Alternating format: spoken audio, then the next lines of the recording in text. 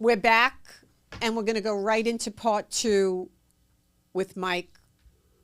Go ahead. Yeah, so hold on one second. I know, previously you were holding back a little bit on us. I kind of want to, because I know you're holding back some because I know you personally.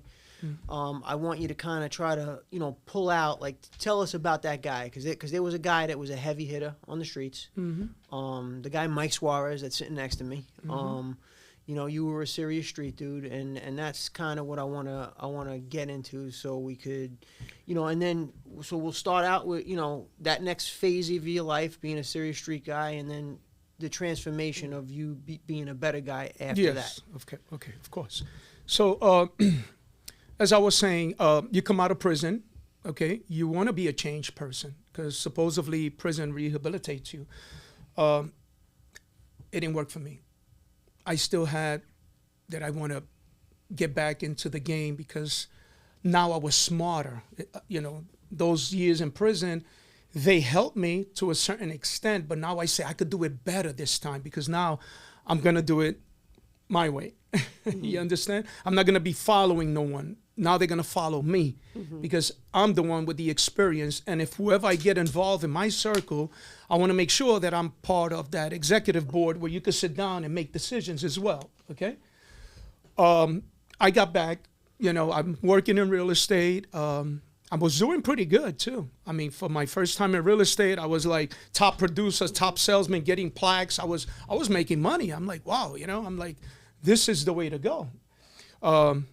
But then I get a phone call from a ex-friend that, we rolled the streets together. And, he made me an offer that I couldn't refuse. or that you didn't refuse? Or you couldn't refuse? I could refuse it because we were close. We were friends. And we did have a good friendship.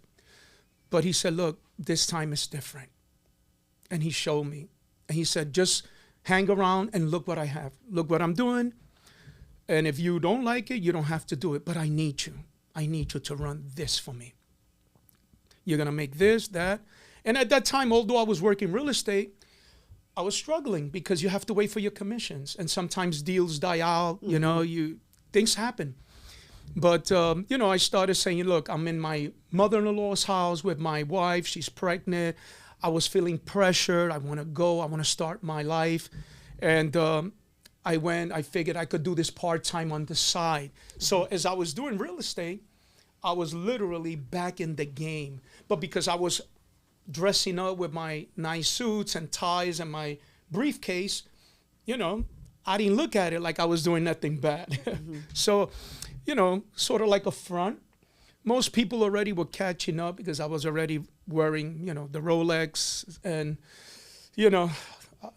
and doing certain things, getting expensive cars, and you could tell there's something going on. You had that aura about you, that street guy presence. You got the Rolex, you got the nice cars, you got the nice suits. It's coming quick, coming too quick. Yes, and, I still did, the real estate. I stuck with it for a while.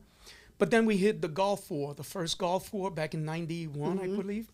And it put a real big hurt on myself and on a lot of realtors. I had like 6 houses up for sale, on contract. They all fell apart. I got a wife at home, pregnant. I'm like, what am I going to do? So what happened? Right back where I started. Yeah. I had to. Right. I have responsibilities. I already tasted the prison life. Right. I could handle it. It was... To me, I'm like, I wasn't the worst prisons. I have friends in there I established because not only was I in prison, but I was making money in prison.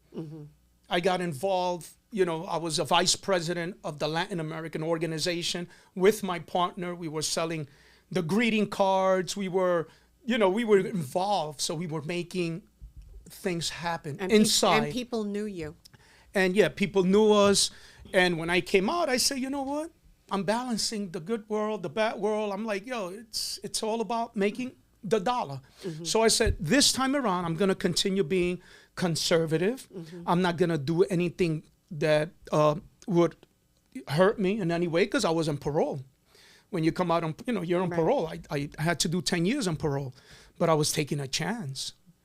Well, I want the audience to understand Yeah. 10 years on parole means if he gets arrested, he's doing 10 years. Right. Life, It, right? Yeah. it doesn't matter if he got arrested for weed, Right. whatever. You're on parole, you have to be straight and narrow. You can't even spit on the You floor. cannot do anything. My parole officer would come to my Right, house so- at 11 o'clock at night, and then knock you- on the door, and if I'm not there, they're gonna violate me. You're Why are violating. you in the street after Exact- I was supposed to? I had a curfew, man.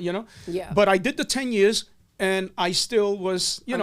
I was shuffling both worlds. Okay. Again, I got, I think I did pretty good because I was, at a place in my life where now I'm really using my mind better. I'm not making, those mistakes. I'm not following other people. Now, like I said, I was following my own gut feeling. Now, at this point, you had guys under you?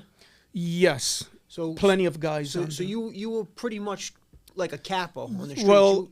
Well, because I was involved back in the street with certain people. I was in charge of a lot of people under, Yes. and it was an operation that had to be organized the right way, so that we could continue functioning and making the money that at that time we were making. I just got back into the streets heavily. After that, I left real estate because I was making, a lot of moves, and I just went right back in, and I lost a little bit of my composure that I had because now I'm seeing so much money that it's hard to explain. You go into denial. You Yeah, think it's like you're not going to get yeah. caught again. And I said, this time I'm not going to get caught. Exactly. This is the new improved Mike, the realtor guy, the intelligent guy, the guy that been through hell and back, and I'm here. So, again, it's not who you are, it's who you hang out with. And there are times that you want to follow these people that you hang out with because you're already involved in the game. So you can't say no because then you become a traitor to them. Right. And they can't trust you. And I'm a very trustworthy person. I live by that. My rule is, if I can't trust you, I don't want you around me. Right. Because in prison, when you're in that yard cooking or working out and you don't have the right guy spotting you while you're working out, you're dead, So you got to trust your guys, the people around you. So in the street, I follow those same rules. I got to trust the people that I'm with, especially people that I'm making.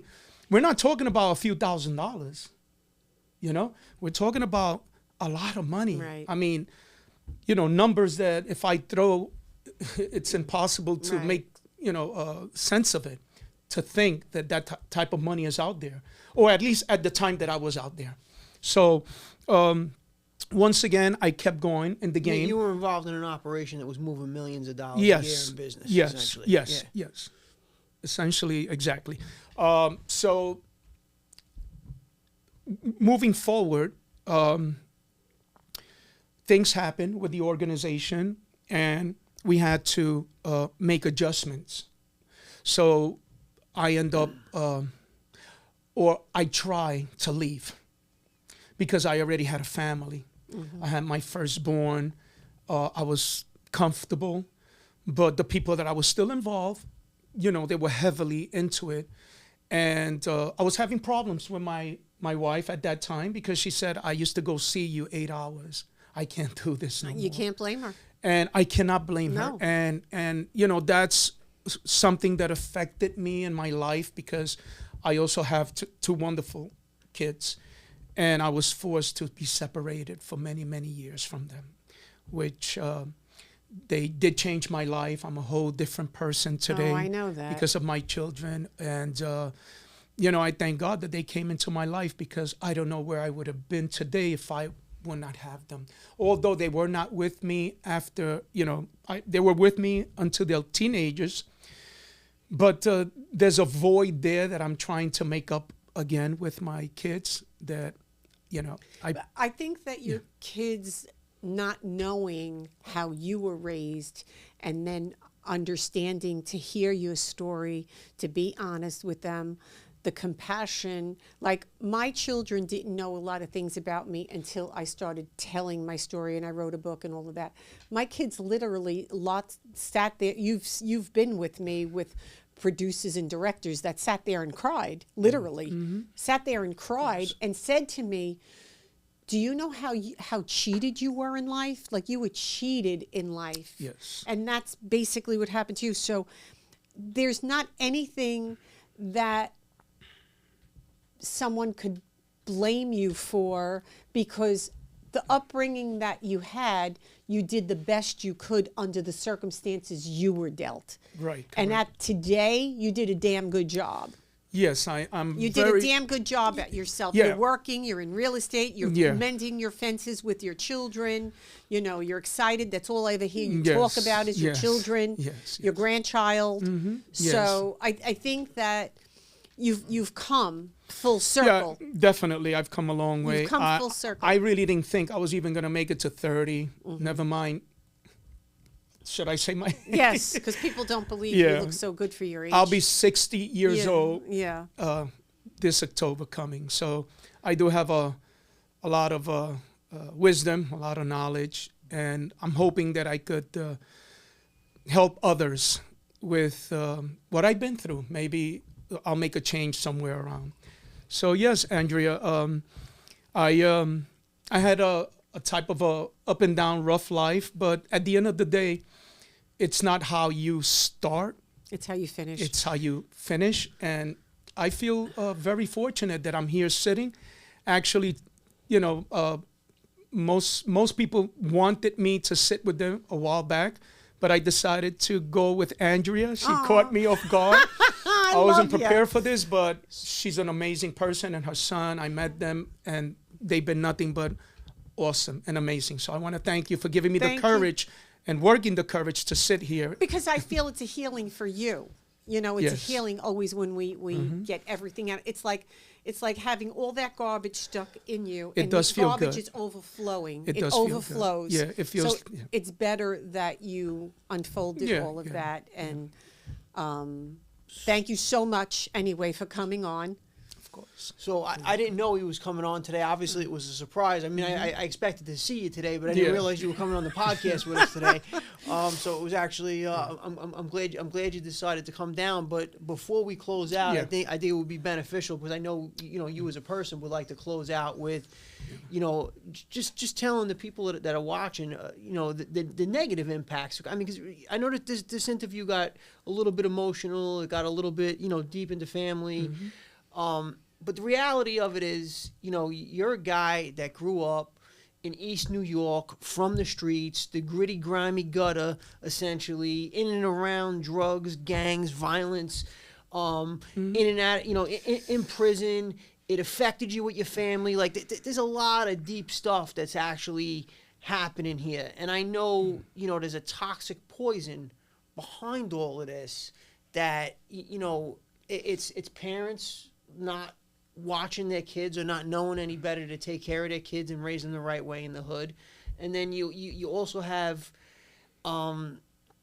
you had a young mother. Like, I had a young mother. I grew up in a very dysfunctional environment. My mother knows that now. I mean, I'm sure your mother knows it now. Like, I had when my you don't- kids around murderers, street guys, I mean, mafia, the you biggest know. mafia you know. Exactly. so it's. Yeah, I got you. I We're, totally we're get you. good, Toby. I mean, what I could say, reflecting from my life, my experiences, I believe that I had an old saying that I said, he who's born to be a carpenter, the nails fall from the skies. You are what you're going to be regardless. There is going to be a lot of turmoil, a lot of walls. You might have to do time. There's people that do 25, 30 years, come out, and they still accomplish what they want to accomplish. Never stop your dreams. Keep going forward. I'm an example of that. I didn't have brothers and sisters. I had no one. There were times that I went to sleep hungry, and as a child. Okay, we're going to close out. Mike. It's tough. Listen, right. I'm so sorry. Thank you. Thank you for coming on. Yeah, Thank you it's for a coming little on. tough. And I'm so grateful that you were able to share as much as you did share. Yeah, So maybe thank you. we'll have you on again in the future. Yes, thank you. Thank you. I can't. Tune in. Subscribe. Thank you, try, Jesus. God See you bless. next Don't time. Don't bless. forget to hit that subscribe button. Hit the button. We're Thank you. waiting for you to hit the subscribe button. Peace out. Thank you.